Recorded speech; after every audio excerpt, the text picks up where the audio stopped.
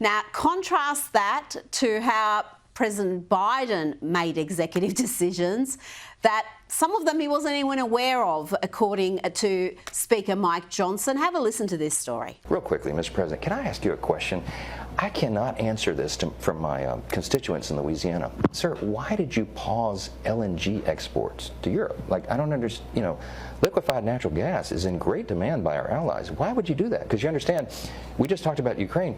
You understand you're fueling Vladimir Putin's war machine because they got to get their gas from him, And he looks at me stunned with this, and he said, I didn't do that. And I said, Mr. President, yes, you did. It was an executive order, 3 weeks ago. And he goes, no, I didn't do that. And he's arguing with me. I said, Mr. President, respectfully, could I go out here and ask your secretary to print it out? We'll read it together. You definitely did that. And he goes, oh, you talk about natural gas.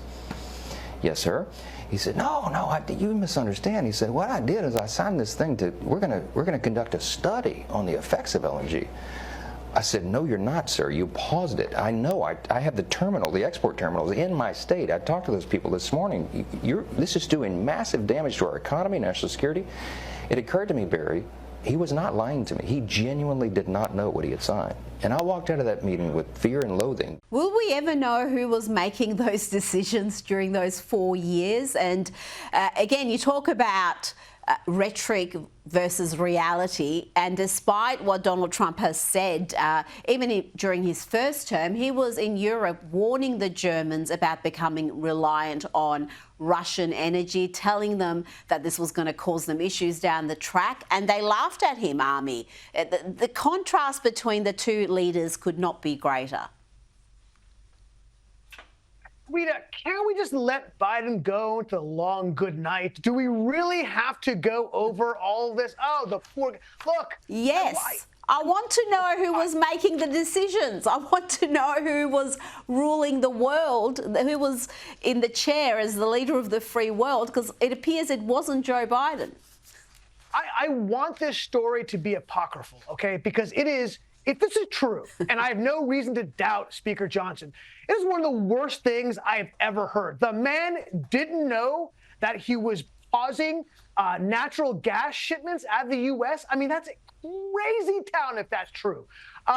Look, this is exactly why they. Okay, you want to know who was in charge? It was Dr. Jill Biden, right? The greatest doctor since Dr. Pepper and Dr. J.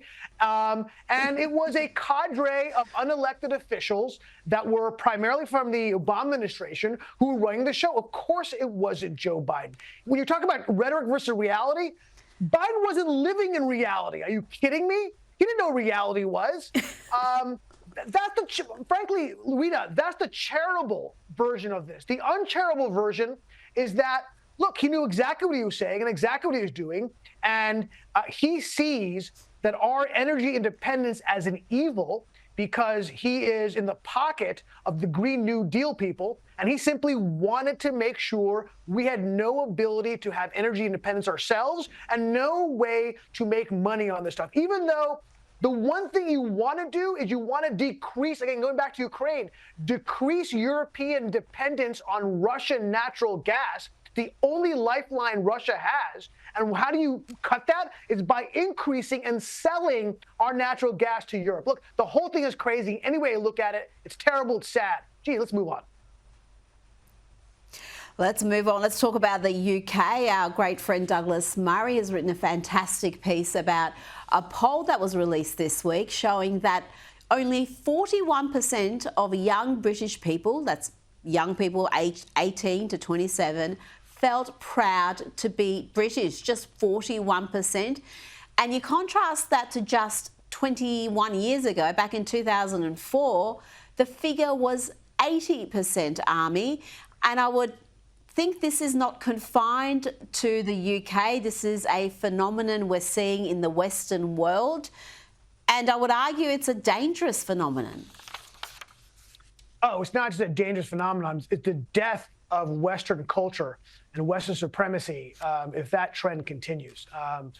It's incredibly dangerous. It's incredibly awful.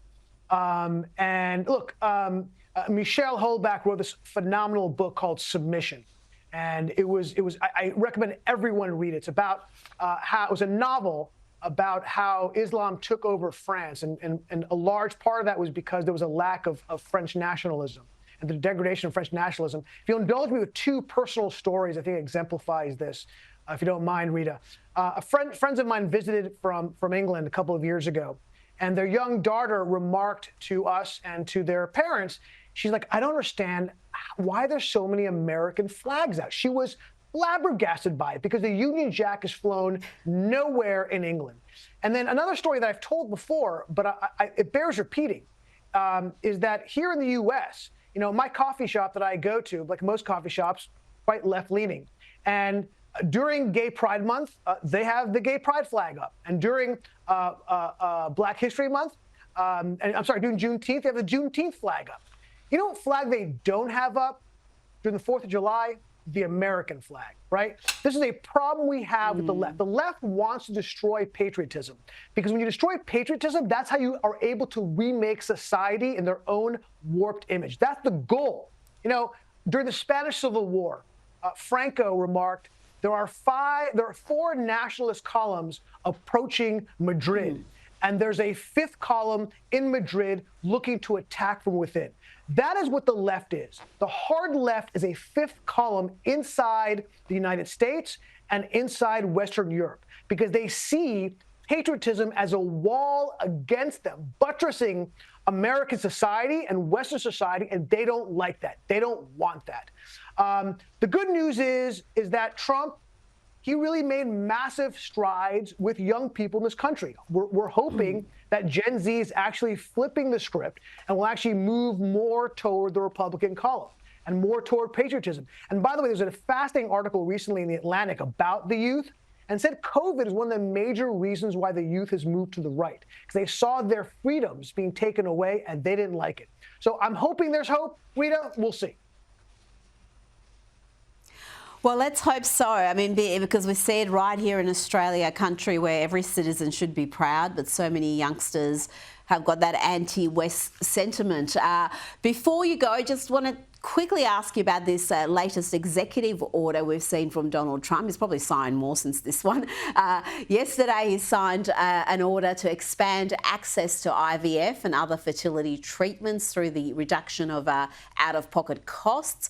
Ami, I'm sure we were told repeatedly throughout the election campaign that Republicans wanted to ban IVF altogether. Obviously, that's not the case. No, it's exactly this is the Trump derangement syndrome exemplified, right? Where everybody was out there saying that Trump is against IVF. He's going to take away the ability to have children. The exact opposite. He telegraphed this. He said he was supportive of IVF. He wanted to do this. It's exactly what he did. And unfortunately, there are a lot of people on the right who are actually condemning this. I think this is extremely pro-life, pro-family. I think it's great. I think it's wonderful. And this is how we lose elections. We got to be careful.